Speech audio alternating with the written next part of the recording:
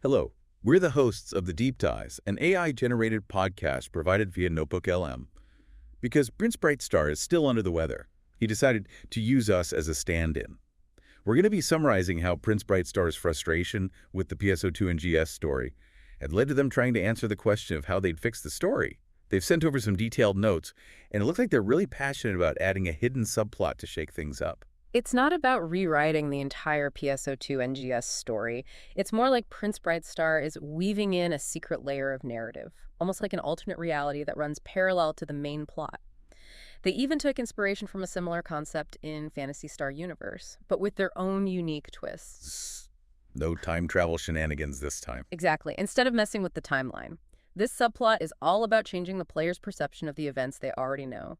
It's about uncovering hidden connections, questioning motives, and ultimately experiencing the story with a fresh perspective. Okay, so let's get into some specifics. Okay. So you're playing through Chapter 1, you're exploring Mount Magnus, and you fall into a hole. Okay.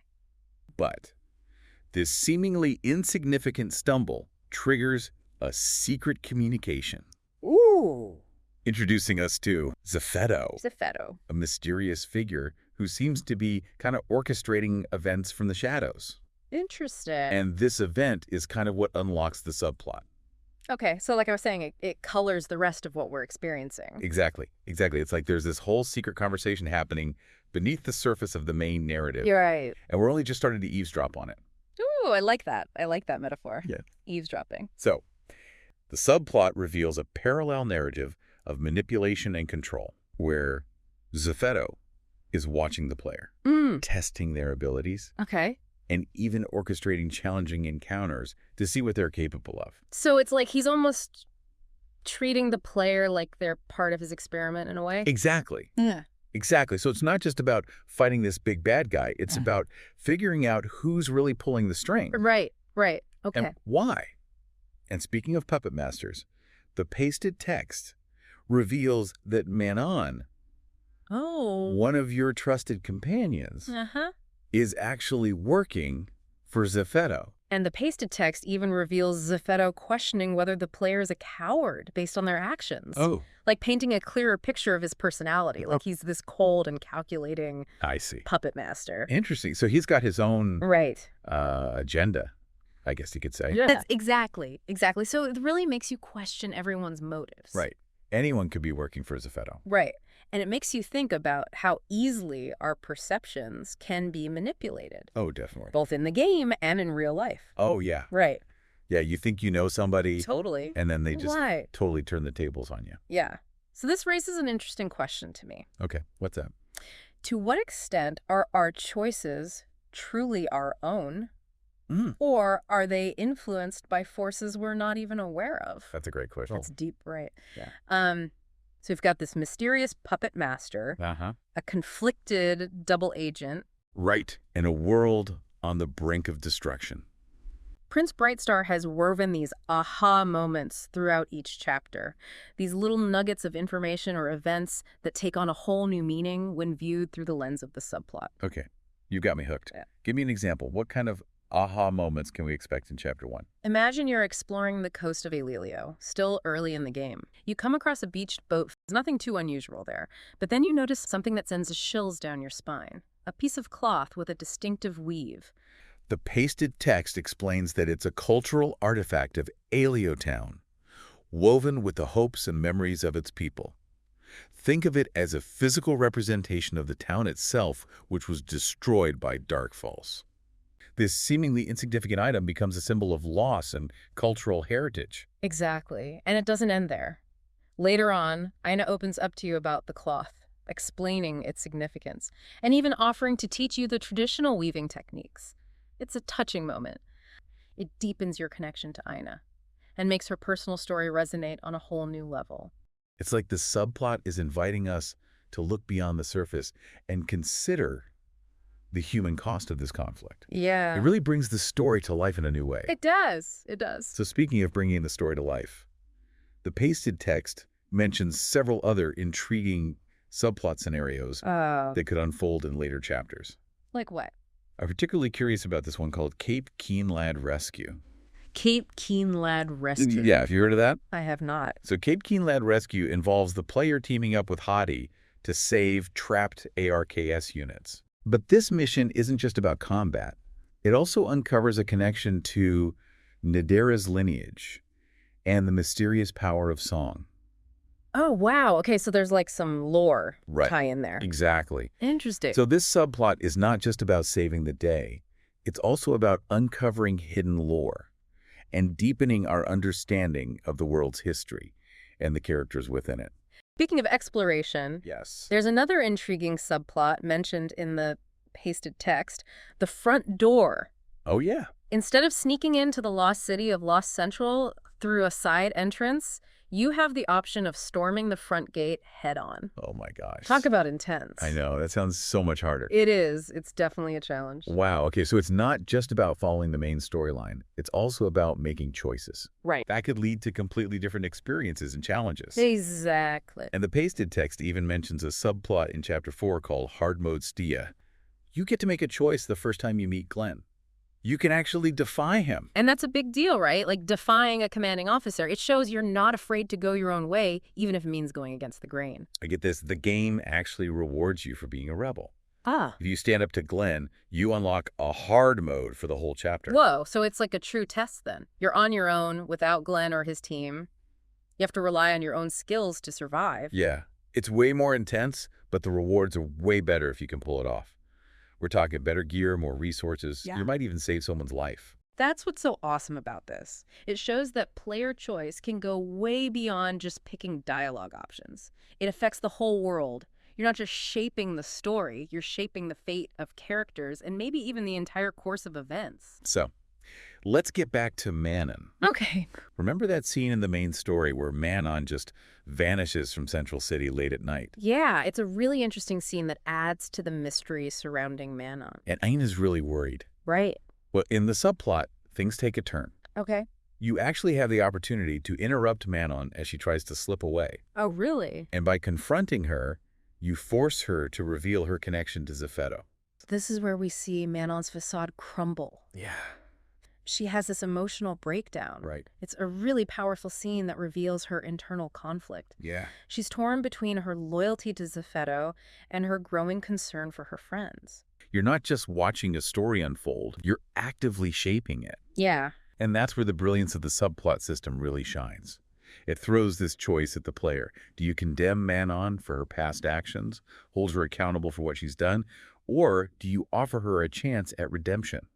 It's a powerful decision to put in a player's hands. It speaks volumes about the kind of hero they want to be. I'm starting to see why PrinceBrightstar is so passionate about this subplot. It's not just a fix, it's a transformation.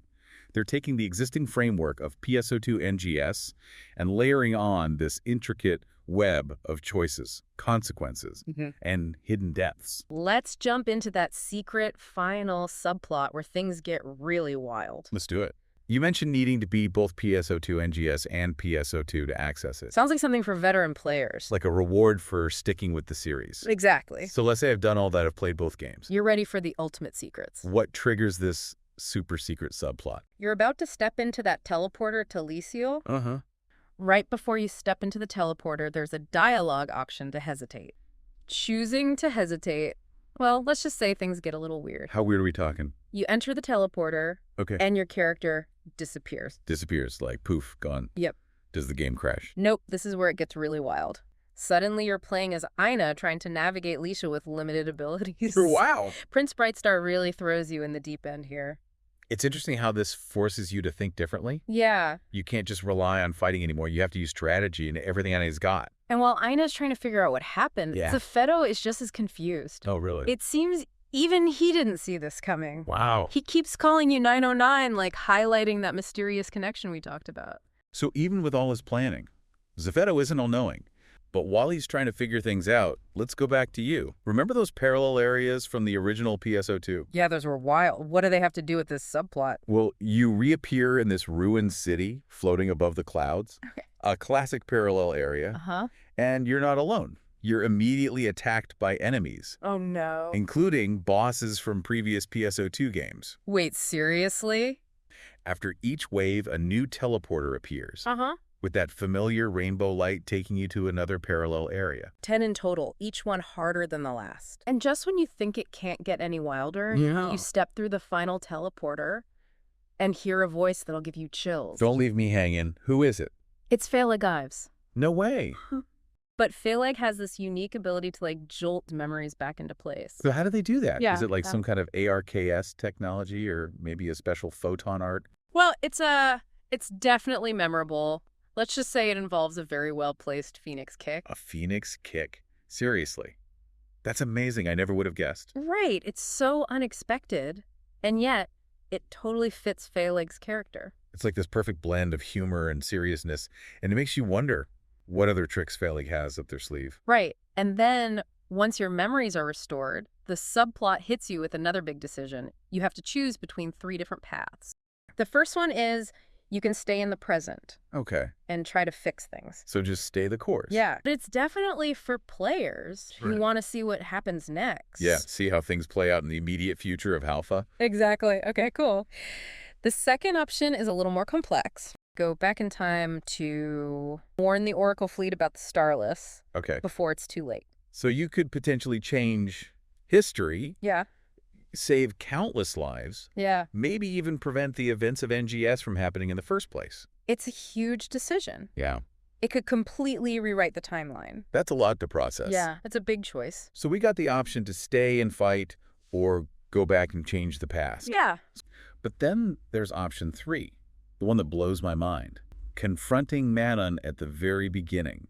Not fixing the present, not revisiting the past, but completely rewriting the story before it even starts. Yeah, that's a real game changer. Exposing Zephetto's plans early on, maybe even saving Aliotown. Imagine Garoa would still be alive, and our relationship with Manon would be totally different. Right. We could see a whole new side to her, maybe even meet new characters along the way. It's almost too much to process. PrinceBrightstar clearly wanted to focus on the bigger picture. Makes you wonder what he would have done with sequels, right? I know, right? He actually envisioned 2 potential sequels. Oh, right. Each building on the same game engine, Okay. but telling completely different stories based on your choice at the climax. Oh, that's interesting. Imagine the Oracle fleet is prepared for the Starless invasion. That'd be cool. Or one where you become the leader of a rebuilt ARKS. Wow, that's next level thinking. It is. It'd be amazing to see SEGA actually embrace this Yeah. kind of player-driven storytelling. It would be really cool. Yeah. It would certainly revolutionize the way we think about sequels Mm. and the role of player agency Okay. in shaping the future of a franchise.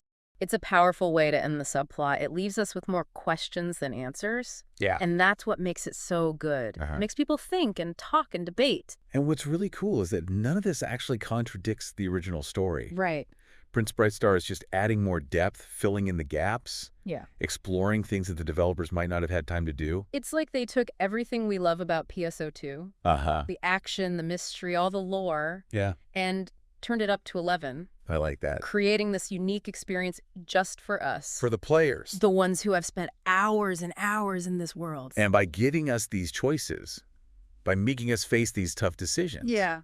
PrinceBrightstar is reminding us that we're not just watching this world, we're part of it. Exactly. We can shape the story. We can change things, even if it's just in this fan-made subplot. We'd like to thank PrinceBrightstar for allowing us to look at this fan-made subplot. If you enjoy these concepts, let him know about your interest by liking the video and subscribing to his channel on YouTube. Until next time, keep those photons blazing.